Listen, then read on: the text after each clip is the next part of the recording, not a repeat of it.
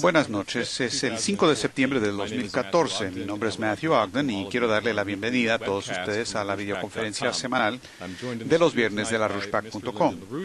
Lino LaRouche me acompaña en el estudio, como también lo hace Dennis Mason del equipo editorial de LaRouchePac. Y voy a empezar la discusión de esta noche leyendo una nota que se acaba de publicar hoy, esta tarde, por parte de EIR y está disponible en el sitio electrónico de LaRouchePac y se llama "Otro escándalo de encubrimiento saudí se revela". Quiero hacer prefacio a esto diciendo lo siguiente, que la siguiente semana se cumplen 13 años del ataque del 11 de septiembre del 2001 y hay varias cosas importantes que van a acontecer en Washington para enfocar claramente el papel de Arabia Saudita en el financiamiento y en la organización, no solamente de las organizaciones terroristas que atacaron a Estados Unidos, sino también las organizaciones que están apoderándose hoy día de territorio en Irak, Siria y otros lados en el Oriente Medio, grupos como ISIS y otros. Va a haber una conferencia de prensa el martes que viene sobre la resolución del Congreso 320 sobre la desclasificación de las 28 páginas ahora clasificadas de la investigación del Congreso por parte de 3 congresistas, Jones, Massey y Lynch. Y también va a haber una reunión de la Comisión Judicial de la Cámara en el aniversario mismo sobre el asunto del respaldo de estados al terrorismo con la idea de quitarle la protección que tienen estados como Arabia Saudita bajo la legislación actual. Y la gente que está organizando eso están diciendo que tenemos que ir detrás a la gente que está detrás de Al Qaeda, que son nada más los sicarios del caso. Tenemos que desenmascarar a la gente que está detrás. Ahora, fuente en Washington, D.C., con las que habló Executive Intelligence Review, en base a lo que ellos dijeron, se presenta la siguiente nota sobre este nuevo escándalo de los saudíes. Y luego quiero que responda el señor LaRouche. Dice lo siguiente: fuentes del gobierno de Estados Unidos han confirmado que existe muchísima información y documentos confiscados en el allanamiento en Pakistán en el 2011, donde mataron a Osama Bin Laden, que desenmascara el respaldo directo de Arabia Saudita a Pakistán y otros grupos del Consejo de Cooperación del Golfo y su respaldo a Al Qaeda, pero se ha suprimida esta información. Una fuente de Washington que tiene algún conocimiento de los documentos enfatiza que la primera prioridad sigue siendo presentar las 28 páginas de la investigación del Congreso, que se ha parado por más de 12 años. Y otro funcional sugiere que el director de la CIA, John Brennan, y el director de Inteligencia Nacional, James Clapper, han impuesto un encubrimiento total de estos documentos y han suprimido cualquier acceso que puedan tener las comisiones respectivas del Congreso y aún de la Agencia de Inteligencia de Defensa. En mayo del 2012, 17 documentos, con un total de 175 páginas, se desclasificaron y se hicieron públicos por el Centro de Combate al Terrorismo de West Point. Y esos documentos tienen que ver exclusivamente con la comunicación interna de Al Qaeda y fracciones entre Al Qaeda y sus grupos afiliados en Irak y Yemen. Pero ninguno de los documentos desclasificados tienen que ver de las relaciones con Bin Laden y los de Pakistán o otros estados del Golfo. Pero información noticiosa en su momento que hablaban de la información y los documentos con referencia a Al Qaeda y sus vínculos a Pakistán y su ISI, todo eso se bloqueó y no se reveló públicamente. En ese momento, John Brennan todavía era el asesor del presidente Obama sobre seguridad. Un diplomático estadounidense enfatiza que los documentos todavía clasificados son devastadores respecto a la relación de los sauditas con Al Qaeda y Bin Laden, y que esto impondría un cambio dramático de las relaciones de Estados Unidos con Arabia Saudita. Algunas fuentes públicas han documentado que el príncipe Turki bin Faisal envió un emisario personal a Afganistán en 1997 para negociar un acuerdo con Bin Laden para que Al Qaeda no atacara a la familia real saudí a cambio de permitir que fluya una cantidad grande de dinero hacia Al-Qaeda. Un año más tarde, en 98, 2 embajadas de Estados Unidos en África fueron atacados por carrobombas de Al-Qaeda, y después el caso del USS Cole en el 2000 y luego el 11 de septiembre del 2001. En el momento de los acuerdos de 97, el príncipe turquí era jefe de inteligencia de Arabia Saudita. Ahora, Lynn, hemos hablado mucho de sobre esto en este foro. Quiero que nos responda sobre esto, por favor. Todo el asunto, la totalidad, es una gran mentira, y la gran mentira se generó ¿por qué? ¿Por quién? Por las autoridades de las agencias federales. Las agencias federales mismas fueron los autores de este terrorismo y pagaron el precio de una manera u otra.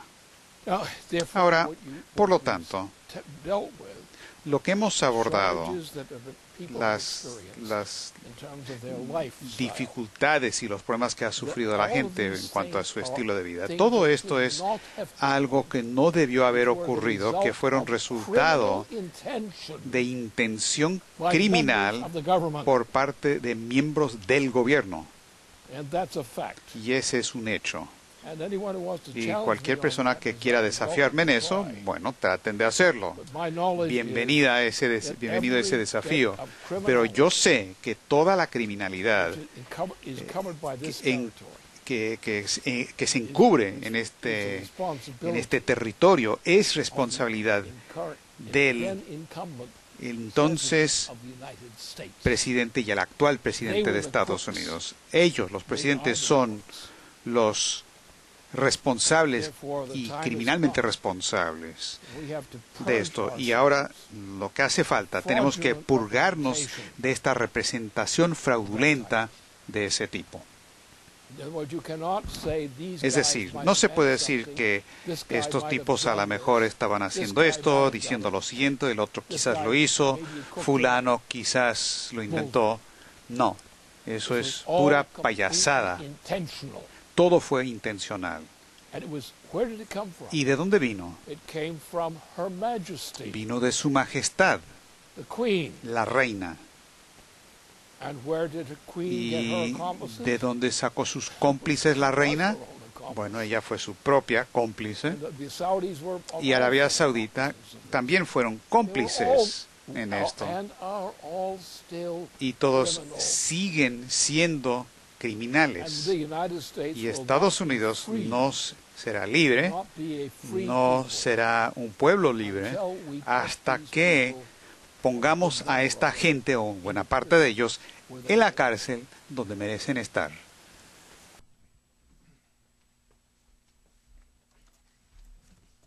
Lynn, esta es una pregunta relacionada sobre el tema, y es la pregunta institucional esta noche. Dice lo siguiente: Señor LaRouche, el líder supremo de Irán ha aprobado la cooperación con Estados Unidos como parte de la lucha en contra del Estado Islámico en el norte de Irak. Él ha autorizado que su principal comandante, que coordine operaciones militares con Estados Unidos, con Irak y con fuerzas kurdas, según informan fuentes en Teherán. ¿Cuáles son sus puntos de vista respecto a una cooperación militar regional, incluyendo a Irán, para derrotar al Estado Islámico? Creo que no hay cuestión alguna en este sentido. Irán es un país limpio, esencialmente, y no hay nada de malo con eso. No tiene nada de malo Irán, y está haciendo lo que quiere hacer, y si quieren criticar a Irán, que los critiquen. Y que digan de qué se trata, cuál es la queja. Pero mi experiencia es, hasta la fecha, que no ha habido ninguna queja válida que viene en ese sentido. Y es uno de los mejores aliados de Estados Unidos, junto con China y otros países entre los países disponibles, y debemos mantenernos con eso. Lo que debemos hacer, sobre todo, es absolutamente desechar y condenar cualquier cosa de este tipo de argumento. Es basura, es tontería, no tiene nada que ver con la realidad. El punto es que el crimen yace, ¿dónde yace? En las principales instituciones de Estados Unidos mismos, en el sentido de los cargos principales de Estados Unidos. Estos son los criminales, porque sin ellos, en el gobierno, no hubiéramos sufrido ninguna de la criminalidad que el pueblo americano estadounidense ha sufrido bajo estas condiciones. Bueno, hablando de criminales, a Barack Obama estuvo en Estonia esta semana y dijo, balbuceó realmente una serie de rechazo, una negación total, criminal de la realidad. Cualquier psicólogo competente diría que este tipo está teniendo un episodio psicótico en cuanto a la irrealidad y qué tan grandes eran sus mentiras. Uno podría pensar que había salido del famoso libro Alicia en el Mundo de las Maravillas de Lewis Carroll. Véase nada más lo que Obama aseveró. Dijo, no hubo neonazis o fascistas en las manifestaciones de Maidán en Ucrania, que solamente se trataba de una protesta pacífica por ucranianos ordinarios que querían, y esto es chistoso, que quieren compartir la prosperidad que ellos ven en la Unión Europea. Ahora, como dijo Pat Lang, hoy dijo, ¿realmente? Obama debe pensar que el sector derecha es simplemente algún tipo de club social al estilo de los Rotarios. Obama luego dijo que no hubo golpe de Estado, no hubo una toma del poder con el uso de armas. Dice que Kiev no es responsable de la desestabilización en el este de Ucrania. Dijo, las fuerzas de combate de Rusia son los que están invadiendo de alguna manera a Ucrania. Dijo que las sanciones han devastado a la economía de Rusia y que la economía rusa ha caído en la recesión y que hay una fuga de capital, y ahora dice que ahora está totalmente aislada del resto del mundo. Ahora, simplemente para señalar lo obvio sobre estas afirmaciones claramente falsas, Obama dijo, estos son los hechos, se pueden demostrar, no están sujetos a un cuestionamiento, como por ejemplo el supuesto uso por parte de Siria de armas químicas, o quizás habla de las armas de destrucción masiva de Saddam Hussein. Bueno, a la vez, la OTAN ha estado tratando a la loca de impulsar una guerra termonuclear, y en su cumbre esta semana han bajado el umbral para activar el apartado 5 del acuerdo de la OTAN. Están creando una fuerza de despliegue rápido dirigido por los británicos en contra de Rusia, con 8 horas de activación, y también tiene maniobras militares en las fronteras de Rusia todo el mes de septiembre. Ahora, en tu respuesta al respecto esta semana, dijiste que OTAN está siendo dirigido por los británicos, que los británicos son los responsables y la reina británica, y tú dijiste, es mejor que no ataquen, porque Rusia sí responderá y la respuesta no será lo que los británicos esperan. ¿Puedes elaborar, por favor? No es nada solamente eso, es mucho mejor que eso. Tomemos el caso de China. Tomemos el caso de Rusia, incluido en ese caso. Incluyamos a otras partes del proceso y también incluirlos. ¿Cuál es la respuesta? La respuesta es que el Imperio Británico, desde la reina para abajo, es una cosa perversa, siempre ha sido algo malvado. Lo mismo hay que decirse sobre todo su grupo. Son pura maldad. Pura maldad. y no se les debe tratar como ciudadanos honorables porque no lo son. Son ladrones y criminales y asesinos, y especialmente asesinos. Creo que los británicos y el sistema británico tienen más responsabilidad por asesinato y de genocidio que cualquier institución en todo el planeta. Y la gente debe investigar eso, porque ese es un hecho.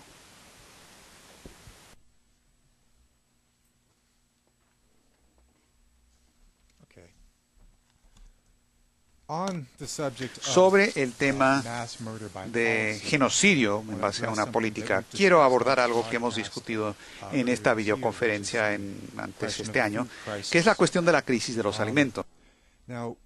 Ahora, cuando lo abordamos antes este año, estábamos hablando sobre el problema ferrocarrilero, que la capacidad se está canalizando cada vez más para cuestiones de fracking, de fracturación hidráulica, y que los productos agropecuarios no se están moviendo de manera a tiempo.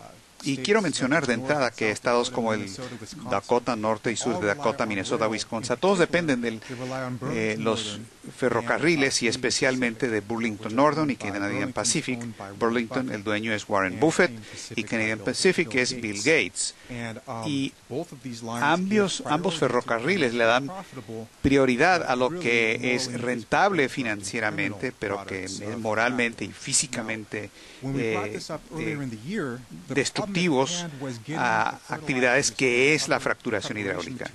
Ahora, cuando hablamos antes este año, se estaban preparando con fertilizantes para sembrar, pero ahora estamos en el periodo de la cosecha y hacer los envíos de los granos.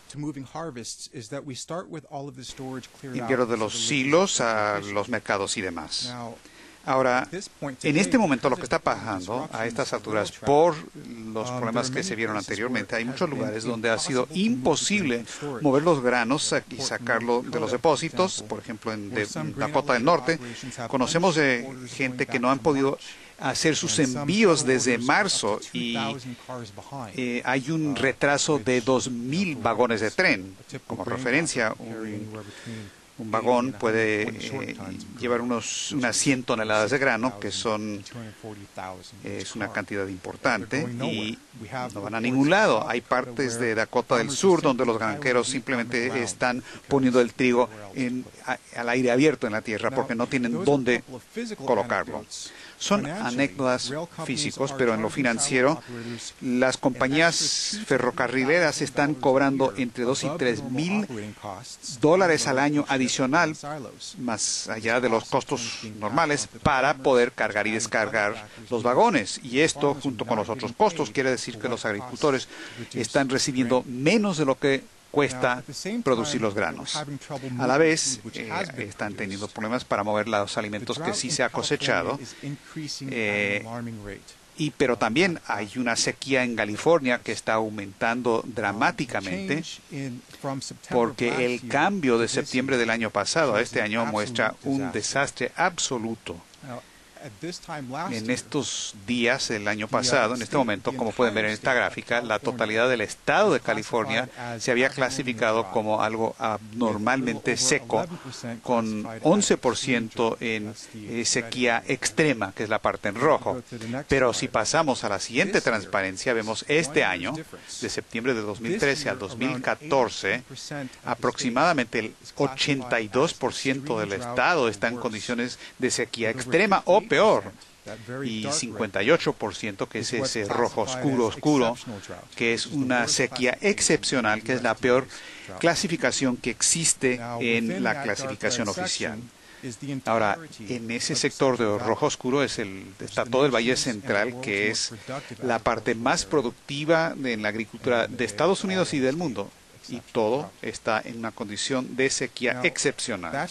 Ahora, esa es la diferencia que ha ocurrido en solo un año, pero vamos en dirección de un desastre por décadas de políticas equivocadas. Si hubiéramos seguido con la política de Kennedy, tomando las ventajas del ciclo nuclear para la desalación y demás, no estaríamos en este lío.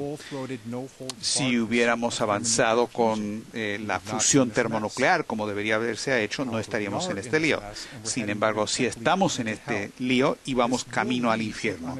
Y esto va a conducir, si no se aborda, a genocidio de gente dentro de Estados Unidos. Y el daño que ya se ha realizado va a tomar mucho tiempo para corregir eso. Entonces, mi pregunta es para usted, ¿cuál es la manera, cuál es la solución más eficiente a esta crisis? No hay solución eficiente a crisis. No hay que caer en errores al respecto. No hay que tener ilusiones. Hay que cambiar la característica completa de la economía de Estados Unidos. Hay que cambiar las características de manera fundamental. Tomemos la parte sureña de esta región. Esta región no tiene esperanza para toda esta área. El sur de California no hay esperanza. En este momento no tienen esperanza. ¿Cómo podemos hablar de esperanza? ¿Cómo se puede hablar de alternativas? No existen. Ahora, lo que sí existiría, ¿por qué no vamos a China? Hay que olvidarnos de Estados Unidos. Es un caso ya perdido, de todas maneras. Veamos la situación de China. Veamos lo que es el programa de China. He ahí una solución. Así que lo que tenemos que hacer es salir de la manera en que estamos pensando. No hay que tratar de corregir errores que no se pueden remediar. Lo que hay que hacer es que hay que hacer exactamente lo que China está haciendo en ese caso específico. Por lo tanto, tenemos que cambiar la relación entre la población humana y la organización de la conducta de la población humana. Y la cosa clave aquí se centra en China. Porque China, si bien es cierto que no está desarrollado en este sentido, solamente está en proceso de desarrollarse ahora, pero esto es algo que yo conozco muy bien. Esto es algo que estudié bastante, buena parte de mi vida la he invertido a entender este problema. Y lo que hay allá es que la mayoría de la gente no tiene la más mínima idea de lo que se trata. Este no es un problema de diseño. Este no es un problema en el sentido ordinario. Este es el requerimiento de la capacidad de la Tierra por desarrollarse a sí misma de maneras en que no ha ocurrido hasta la fecha. Y lo que tenemos en el caso de China, en áreas donde están realizando estos experimentos con los lanzamientos a la Luna y demás, ellos están demostrando el camino para desarrollar un nuevo método para organizar el sistema solar mismo. Y si uno no está dispuesto a hacer eso, si uno no está dispuesto a desarrollar el sistema solar de la manera en que China ahora es líder en este momento, ahora no han conquistado todas las cosas de ninguna manera, pero lo que sí han hecho demuestra que una parte del planeta tiene la cabeza bien puesta. Es una buena manera de decirlo. Y por lo tanto, no hay que tratar de decir que hay que remediar esto con lo de la sequía. No hay manera de hacerlo.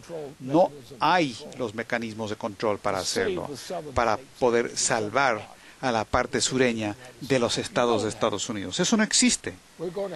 Vamos a tener que desarrollar algo que pueda lograr algo en ese sentido.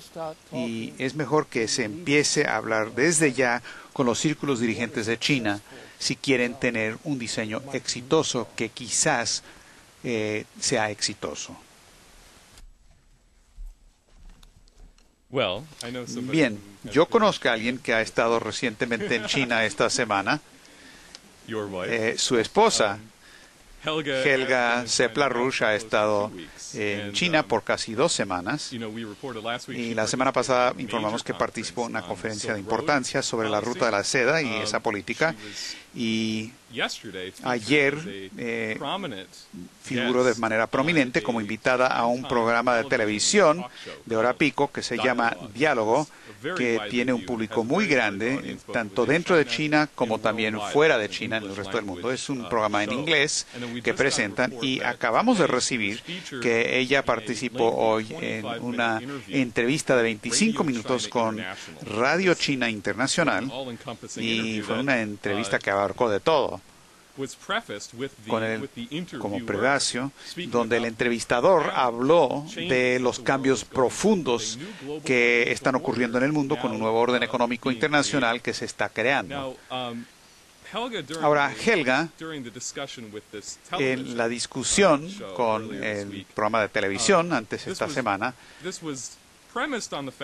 esto se basó que el día en que compareció, el 3 de septiembre, fue la fecha que el presidente Xi Jinping dijo que era el día de conmemoración por la derrota del fascismo de la Segunda Guerra Mundial. Eso se recuerda en Europa, pero también ocurrió en el Pacífico, en Asia, con la victoria de China sobre Japón.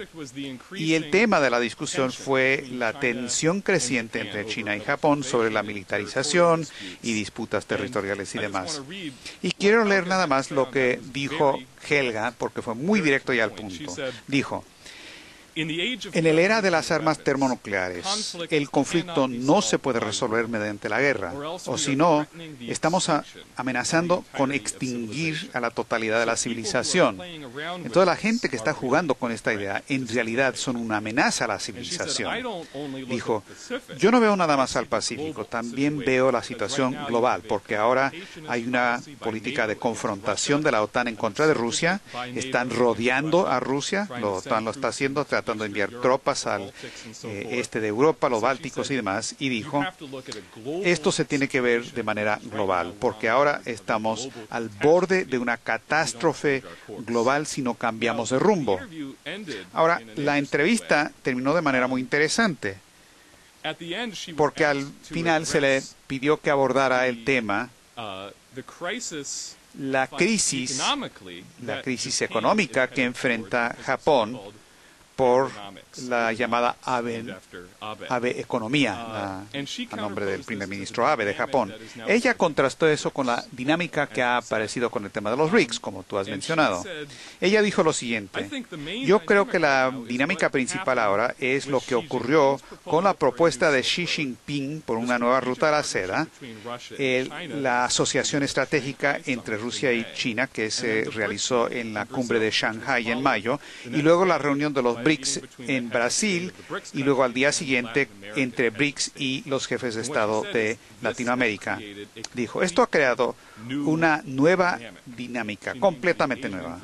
Habló del Banco de Inversión en Infraestructura de Asia, el nuevo Banco de Desarrollo de los BRICS, y luego dijo: hay que contrastar eso con Japón ahora, con un país que está demasiado comprometido, dijo, a Wall Street y la City de Londres, y dijo: economistas serios en Estados Unidos saben, y en Europa saben, que el problema de los grandes bancos ahora es mucho peor que en el 2008, que hemos llegado a una situación de estos bancos son 40% más grandes de lo que eran, están más endeudados y están por estallar de nuevo. Y ella dijo: ese es un problema para Japón, porque Japón está muy vinculado a ese sistema, mientras que China, junto con estos otros países, ha iniciado el camino hacia un proyecto muy optimista respecto al financiamiento, que es mucho mejor. Entonces, Lynn, quiero saber que quieres hacer comentarios sobre las actividades de Helga en China. Sí, claro, tengo comentarios. El problema es que Japón está loco. Es así de simple. La política de Japón, como política, como tal, es una locura. No hay posibilidad. Miren nada más lo que le pasó a Japón. Japón antes tenía una calidad alta de ingeniería, y cosas parecidas. Pero ¿qué pasó? Cerraron todo eso, clausuraron el sistema, cerraron la totalidad del sistema nuclear. ¿Y ahora qué tienen? Han perdido todo.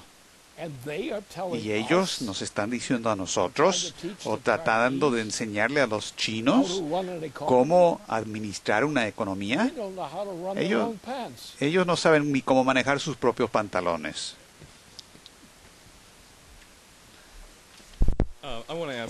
Quiero hacer una pregunta más que acaba de llegar la recibimos de un individuo que ahora vive en Alemania, pero él es ucraniano y ha seguido el trabajo tanto tuyo y de Helga. Y también nos ayudó como un intérprete cuando Natalia Vitrenko estuvo en Europa. Él dijo: Señor LaRouche, usted comparte mi análisis de que debido al éxito de la resistencia en la cuenca del río Don, en la zona Donbass, estamos en una fase muy peligrosa en el conflicto de Ucrania y vemos una guerra de propaganda contra Rusia, junto con mentiras sobre la invasión rusa a Ucrania. Sin embargo, parece que los días del régimen de Kiev están numerados. Esto significaría la derrota para el gobierno estadounidense, que no están listos para aceptar. Mi pregunta es: ¿qué tan real es el peligro de que la OTAN intervenga en este conflicto y que nosotros en Alemania evitemos una guerra mundial?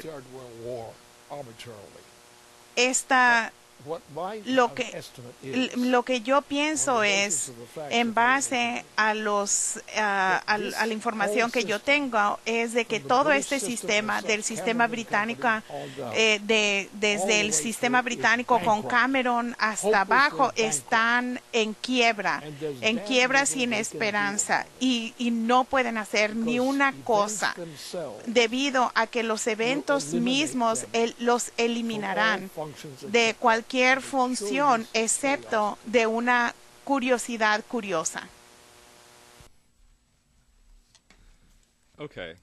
Bien. Esta tal vez sea una sorpresa, pero como la gente que nos ha visto el último viernes, el pasado viernes, como consecuencia del informe que Jason Ross dio el miércoles pasado en el programa El Nuevo Paradigma con respecto al principio de Prometeo, pienso que efectivamente creamos una idea completamente nueva para que la gente entienda cuál es su responsabilidad como seres humanos. A mí me provocó esto y regresé y volví a leer la obra de Percy Shelley que se llama Prometeo desencadenado. Y esto tal vez sea un poco difícil, pero quiero leer un pasaje corto de la obra donde Shelley describe la historia de Prometeo. Como la gente recordará, Esquilo, el dramaturgo griego que escribió la obra Prometeo encadenado, o como él describe lo que hizo Prometeo para salvar a la humanidad de Zeus, y esto es lo que escribió Shelley.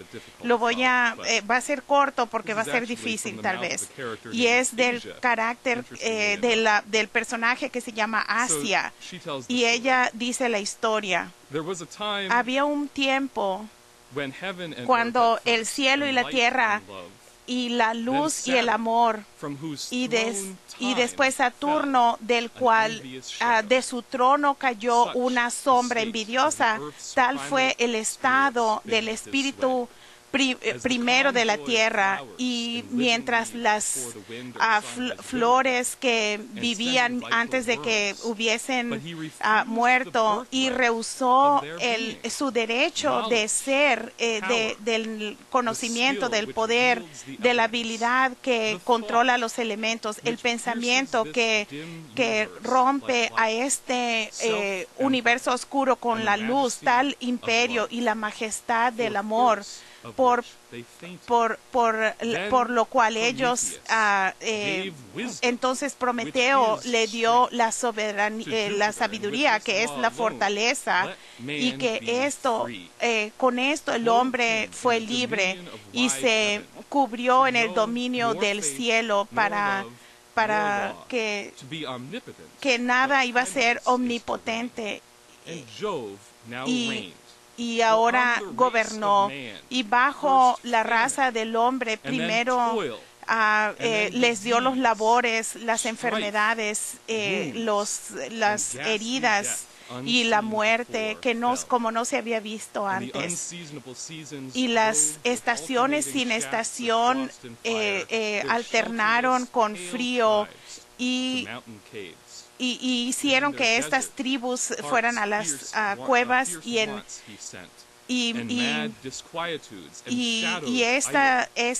el hombre bajo las cuales cayó la guerra, Prometeo vio y despertó las esperanzas de las legiones, y y el amor él mandó para unir a los que estaban desunidos, para el corazón humano, y él dominó al fuego como una bestia.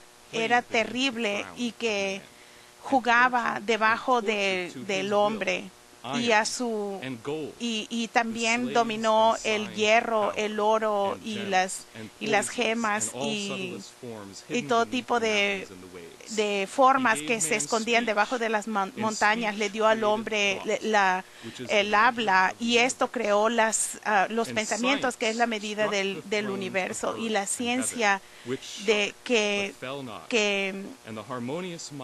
la mente armoniosa se vertió en una canción profética, y la música se elevó de este espíritu, y que caminó sin la preocupación de los mortales, como un Dios sobre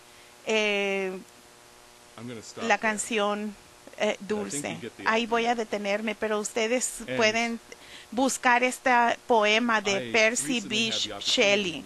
Y recientemente tuve la oportunidad de volver a leer un documento que escribiste hace varios años, tal vez hace 15 años, que se llamó Prometeo en Europa, donde tú dices la historia de tu propio realización, de tu encuentro con Prometeo cuando eras joven, en un poema de Goethe, y tu lucha para descubrir cómo recitar este poema, y tu experiencia de ir a etapas para entender la personalidad de Prometeo. Y dijiste algo muy interesante en ese documento. Dijiste cómo el hombre ve a sus dioses. Es revelador de la cultura, y lo dijiste a principio de esta videoconferencia, que el hombre tiene que elevar su entendimiento. No hay trucos ni atajos. Para hacerlo corto y en pocas palabras, Goethe termina esto con una declaración.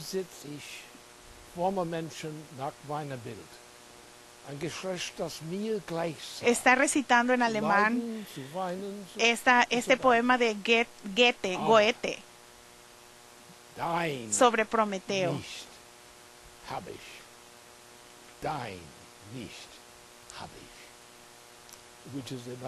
que es otra versión de eso mismo, que es como lo escribió Goethe.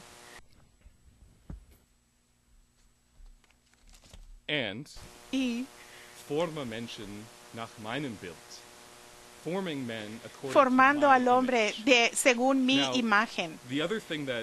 Y la otra que me provocó la semana pasada fue el énfasis que tú diste a una nueva concepción de la humanidad y a un nuevo sistema de gobierno que tiene que surgir en este planeta.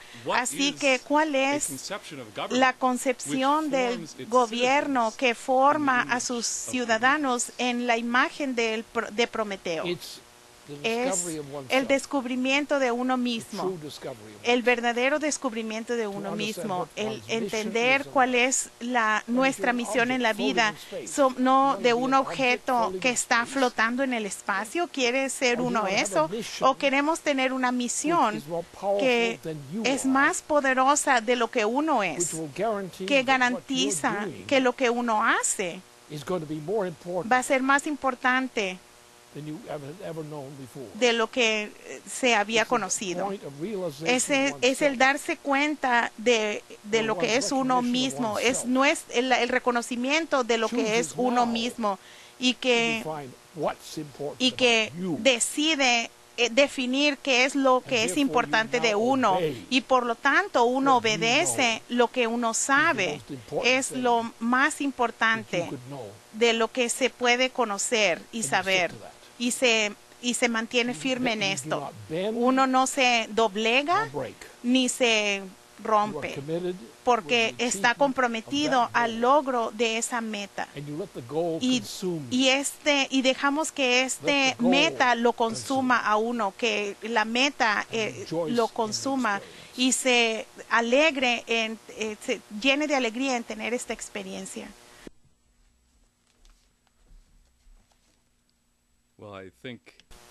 Pienso que como estamos en vísperas de tu 92 aniversario, debemos reflexionar en una larga vida y más larga, determinada con esta misión, por esta misión. Quiero darte las gracias y darles las gracias por estar con nosotros esta noche, y con esto concluimos nuestra videoconferencia